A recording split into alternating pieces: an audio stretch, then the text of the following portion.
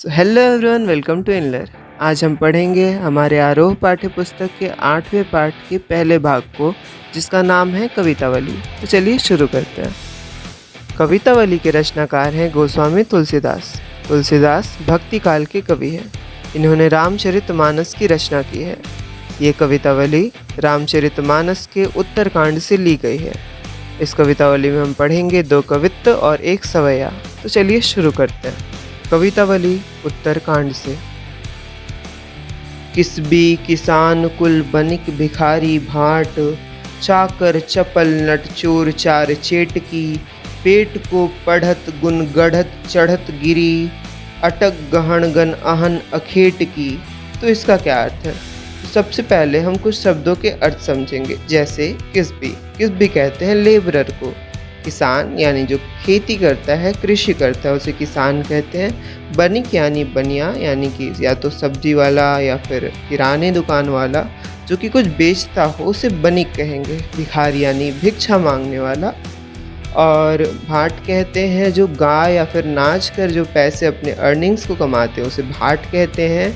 चाक यानी चाकर यानी नौकर यानी कि सर्वेंट, उसे चाक कहेंगे। चपल नट यानी कि जो रोप पर रस्सी पर करतब दिखाकर अपनी आय को कमाते हैं, उसे चपल नट कहते हैं। चोर यानी कि चोरी करने वाला व्यक्ति चोर होता है। चार यानी कि गुप्तचर या इन्वेस्टिगेटर।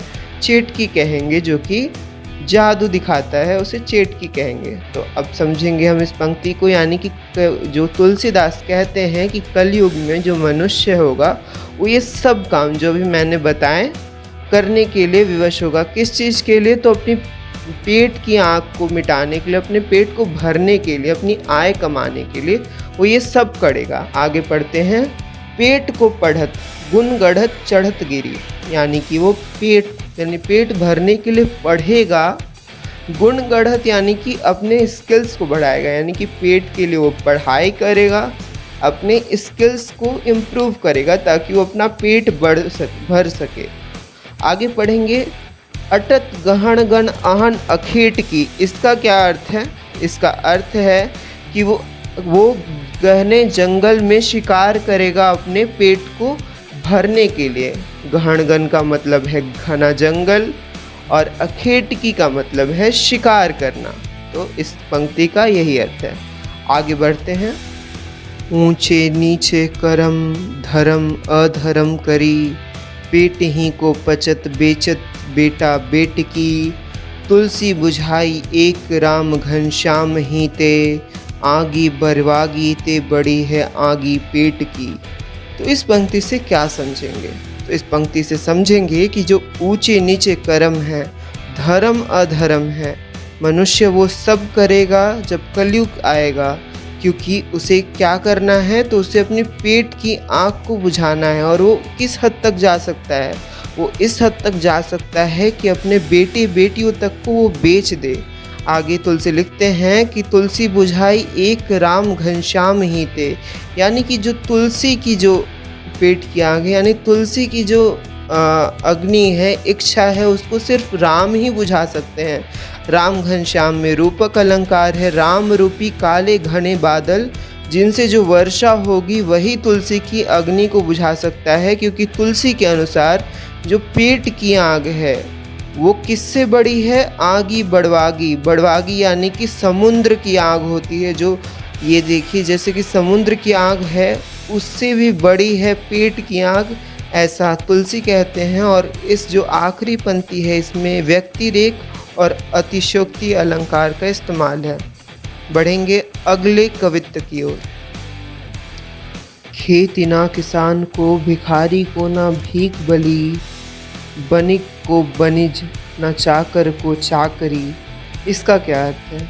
तो तुलसीदास कहते हैं कि जब कलयुग आएगा तो किसान को खेती नहीं होगी, यानी कि फसल नहीं मिल पाएगी, भिखारी को भीख नहीं मिल पाएगी, और जो बनिया है, जो बनिक है, उसे बनिज यानी कि पैसे नहीं मिल पाएंगे, और न चाकर को यानी कि नौकरी करने वाले को नौकरी ही नहीं मिलेगी।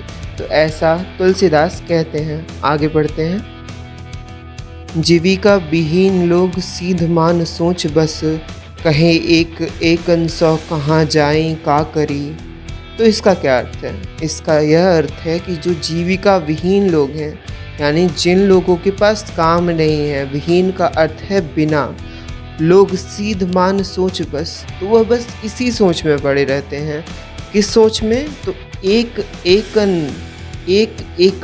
एकन का अर्थ है एक एक से, कह का अर्थ है कहता है, तो एक एक से कहता है। क्या कहता है? कहाँ जाएं, यानी कहाँ जाएं और क्या करें। यानी कि जिन लोगों के पास नौकरी नहीं है, जॉब नहीं है, वो बस इसी सोच में पड़े रहते हैं और एक दूसरे से कहते हैं कि वो कहाँ जाएं और क्या करें। आगे पढ़ते हैं। वेद हो पुराण कहीं लोक हूँ बिलौकियत, साकरे सबे पे राम रावरे कृपा करे। तो इसका क्या अर्थ है? वेद हो पुराण, यानी कि जो वेद है, 4 वेद और 18 पुराण, उसमें यही कहता है कि जब लोग पूरी तरह संकट में आ जाएंगे, वो विलौकियत का अर्थ है यानी कि संकट में, समस्या में भटकना।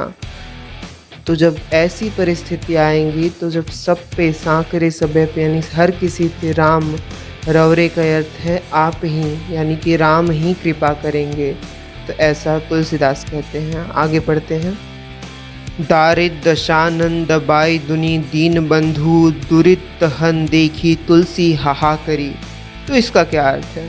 दारिद यानी गरीबी, दशानंद यानी 10 मुख वाला रावण। तो जो रावण है उसे 10 मुख वाला गरीबी यानी गरीबी के रूप में सूचित किया गया है। तो यहाँ रूपक अलंकार का प्रयोग है और इसमें कहा गया है तुलसीदास द्वारा कि जो दीन बंधु यानी कि राम हैं, उसका दहन कर देंगे। और ये तुलसीदास हाहा यानी हाहाकार करके हमें बता रहे हैं ये बात। और इसी के साथ हमारा कवित्व खत्म होता है। बढ़ते हैं सवैया की तरफ। धूत कहो अवधूत कहो, रजपूत कहो, जुलाहा कहो कहो। इसका क्या अर्थ है? तो तुलसीदास कहते हैं कि उन्हें धूत कहो यानी कि त्यागा हुआ कहो, अवधूत कहो यानी संत कहो, राजपूत कहो यानी क्षत्रिय कहो, जुलाहा कहो। जुलाहा का अर्थ होता है जो सूत काटने का काम करते हैं, उन्हें जुलाहा कहते हैं। को यानी कोई, उन्हें इससे कोई फर्क नहीं पड़ता है। आगे समझेंगे क्यों। काहू की बेटी सो बेटा ना ब्याहब, काहू की जाति बिगाड़ ना सौ। इसका क्या अर्थ है? तो तुलसीदास कहते हैं कि मुझे कुछ भी कहो, मुझे फ़र्क नहीं पड़ता, क्योंकि मुझे अपने बेटे को किसी की बेटी से नहीं ब्याह करना है, यानी उसकी शादी किसी से नहीं करवानी है और ना ही उन्हें किसी से शादी करवा के उनके जाति को बिगाड़ना है। तो ये दंश है, एक कटाक्ष है समाज के ऊपर और वो अपने आप की स्वतंत्रता को दर्शाते हैं कि वो इन सब से ऊपर हैं, अलग हैं। तुलसी सरनाम गुलामू है राम को, जाको रुचि सो कहो कुछ आओ। इसका क्या अर्थ है? इसका अर्थ है तुलसीदास कहते हैं कि वो राम के गुलाम हैं और वो राम के भक्त हैं और वो संत हैं, इसीलिए वो सबसे अलग हैं। और जिसकी जाको रुचि, जिसकी रुचि में जिसको जो मन सो कहे और जो मन वो कहे, लेकिन उन्हें इस बात से कोई फ़र्क नहीं पड़ता है। आगे पढ़ते हैं। मांगी के खैबो मस्जिद को सोइबो, लैबे को एक ना देबो को दो। इसका क्या अर्थ है? इन आखिरी पंक्तियों में तुलसीदास कहते हैं कि वो मांग के खा लेंगे, मंदिर में सो लेंगे, ना उनके पास लेने को एक है ना देने को दो, और इसी से वो सबसे स्वतंत्र हैं, सबसे अलग हैं और उन्हें किसी से कोई लेना देना नहीं है। और इसी के साथ हमारा सवैया भी समाप्त होता है। I hope you have understood the chapter completely. तो एग्ज़ाम में बहुत अच्छे नंबर ले आइए और बोर्ड्स में बहुत अच्छा परफॉर्म कीजिए। All the best. Thank you.